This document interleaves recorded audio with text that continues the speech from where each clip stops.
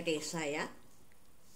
మనము శ్రీ వెంకటేశ్వర స్వామి వైభవ విశేషాల గురించి తెలుసుకుంటూ ఉన్నాము. వాటిలో గోవిందుడితో పాటు గోవిందుడి గుడిలో శ్రీరాముడు శ్రీకృష్ణుడు కూడా నివసిస్తున్నట్టు తెలుసుకున్నాం. మరి వారందరికీ అభిషేకాలు చేయాలి కదండి. స్నపన మంజనము, తిరుమంజన సేవ, ఇవన్నీ సేవలు చేయాలి కదా. వాటికంతా కావాల్సిన నీరు ఎక్కడ నుండి తీసుకువస్తారు అనే విషయాన్ని తెలుసుకునే ప్రయత్నం చేద్దాం. సకల పాపహరణాలు సప్త తీర్థాలు. తీర్థాల సన్నిధి యందు స్నానము చేయగానే పుణ్యములు పొంగునయా అని తిరుమల కొండలోని పుణ్యతీర్థాల గురించి తాళ్లపాక అన్నమాచార్యుల వారు ఒక కీర్తనలో చెప్పారు. శేషాచలం అంతా తీర్థాలమయం. ఈ కొండలో 66 కోట్ల పుణ్యతీర్థాలు ఉన్నాయని బ్రహ్మపురాణము, స్కంద పురాణము వెల్లడిస్తాయి. అందుకే స్వామి కొండలను తీర్థ సమూహం అని కూడా అంటారు. వీటిలో ధర్మము, జ్ఞానము, భక్తి, వైరాగ్యము, ముక్తి ప్రసాదించే 7 తీర్థాలను ప్రత్యేకంగా పేర్కొంటారు.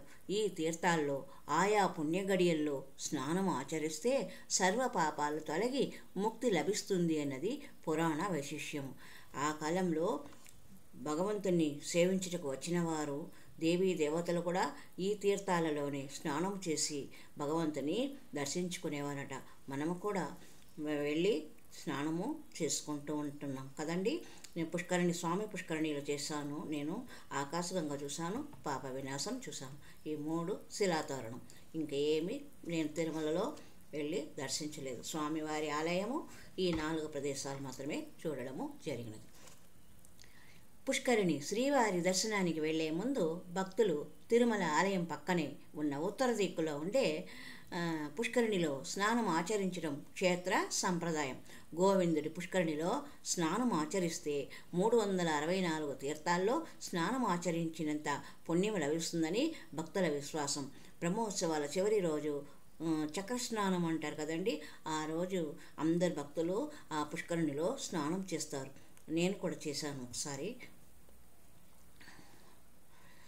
గరుత్మంతుడు వైకుంఠం నుంచి ఈ పుష్కరిణి తీసుకొచ్చి తిరుమలలో ఏర్పాటు చేసినట్లు పురాణ పండితులు చెబుతారు. క్రీస్తు శకము 1468లో సాళువ నరసింహరాయలు పుష్కరిణి మధ్యలోని నిరాళీ మండపాన్ని, క్రీస్తు శకము 15వ శతాబ్దంలో తాళ్లపాక వంశీయులు మెట్లను నిర్మించారు. స్వామి చక్రస్నానాలు ఇక్కడే నిర్వహిస్తారు. కుమారధార. తిరుమల ఆలయానికి 10 కిలోమీటర్ల దూరంలో ఈ కుమారధార తీర్థము ఉన్నది. మాఘ పౌర్ణమి రోజు ఇక్కడ స్నానం చేసినట్లయితే సంతాన ప్రాప్తి కలగటమే కాక సకల కార్యసిద్ధి కలుగుతుందని భక్తుల విశ్వాసం. పద్మ వామన పురాణాల ప్రకారము దేవలోక సేనాధిపతి కుమారస్వామి రాక్షసుడైన తారకాసురుని సంహారం తర్వాత శాప విమోచనం కోసము ప్రయత్నిస్తాడు. శివుని సూచన మేరకు శేషాచల పర్వతాల్లోని వృషాద్రిలో తపస్సు చేశాడు. అనంతరము ఈ తీర్థంలో స్నానమాచరించి శాప విమోచనము పొందాడు. సాక్షాత్తు కుమారస్వామి స్నానం చేయడం వల్ల ఈ తీర్థానికి కుమారధార అనే పేరు స్థిరపడింది అంటారు. ప్రతి సంవత్సరము కుంభమాసంలో మకా నక్షత్రంలో కూడిన పౌర్ణమి రోజున టీటీడీ అర్చక బృందం తీర్థానికి చేరుకొని కుమారధార తీర్థానికి చేరుకొని ప్రత్యేక పూజలు నిర్వహిస్తుంది. భక్తులకు ఆ రోజు వేకోజామున నుండి మధ్యాహ్నం 2 గంటల వరకు దర్శనం చేసుకోవడానికి, స్నానం ఆచరించడానికి అనుమతి ఇస్తారు. ఇక తుంబురు తీర్థం. పాల్గొన మాసంలో ఉత్తర పల్గొని నక్షత్రంతో కూడిన పౌర్ణమి రోజు తుంబురు తీర్థ ముక్కోటిని నిర్వహిస్తారు. ఈ పర్వదినాన తీర్థ స్నానం చేస్తే దాన ధర్మాలు చేసి స్వామిని దర్శించుకుంటారు. ఈ తీర్థంలో తుంబురు నారదుడు మహర్షి తపస్సు చేసి, తుంబురుడు నారద మహర్షి తపస్సు చేసి తరించిన స్థలము. తుంబురుడు దీనిలో స్నానం చేసి విష్ణులోకము చేరాడట. కాబట్టి ఈ తీర్థంలో పాల్గొన శుద్ధ పౌర్ణమి రోజు స్నానం చేసినట్లయితే భక్తి జ్ఞానాలు కలిగి సర్వపాపాలు నశిస్తాయి. తిరుమల కొండ నుండి 7.5 కిలోమీటర్ల దూరంలో తిరుమల ఆలయ క్షేత్రం ఉంది కదండి. అక్కడ నుండి 7.5 కిలోమీటర్ల దూరము దట్టమైన అడవిలో ఎత్తైన కొండ కోనలను ఎక్కి దిగుతూ ఈ తుమ్మూరు తీర్థానికి చేరుకోవాల్సి ఉంటుంది. ప్రతి సంవత్సరము తుమ్మూరు తీర్థము ముక్కోటి జరుగుతుంది. అప్పుడు వెళ్ళి భక్తులు విశేష సంఖ్యలో పాల్గొంటారు. ఇక రామకృష్ణ తీర్థం తిరుమలకు 6 కిలోమీటర్ల దూరంలో ఈ రామకృష్ణ తీర్థము ఉంటుంది. ప్రతి ఏటా మకర మాసంలో ఈ తీర్థము కోటిని టీటీడీఏ నిర్వహిస్తుంది. పుష్యమి నక్షత్రంతో కూడిన పౌర్ణమి రోజున అర్చకులు శాస్త్రోక్తంగా పూజలు నిర్వహిస్తారు. పూర్వము వెంకటాద్రిలో రామకృష్ణుడు అనే ఒక మహర్షి కఠోర తపస్సుతో స్వామి కృపను పొందాడట. అందుకే దీని పేరు రామకృష్ణ తీర్థంగా సార్థకమైందని ప్రతీతి. ఇక ఆకాశగంగ, ఇది అందరూ వెళ్ళి బస్సులో వెళ్ళి చూడొచ్చు. తిరుమల నుంచి 3.5 కిలోమీటర్ల దూరంలో ఉంటుంది. ఎప్పుడూ కిటకిటలాడుతూ ఉంటుంది. ఆకాశరాజు తన కుమార్తె పద్మావతి దేవికి వెంకటేశ్వర స్వామితో వివాహం జరిపించే సందర్భంలో గంగను స్మరించి కన్యాదానము చేశారని స్కంద పురాణం చెబుతుంది. ఆకాశరాజు గంగను భూమికి రప్పించిన ప్రదేశం కావడంతో దీనికి ఆకాశగంగ అని పేరు వచ్చిందంటారు. వెంకటేశ్వర స్వామికి పద్మావతికి వివాహం జరిగే సమయంలో ఆకాశరాజు కన్యాదానం చేసేటప్పుడు నీటిని అర్ఘ్యం ఇవ్వాలి కదా.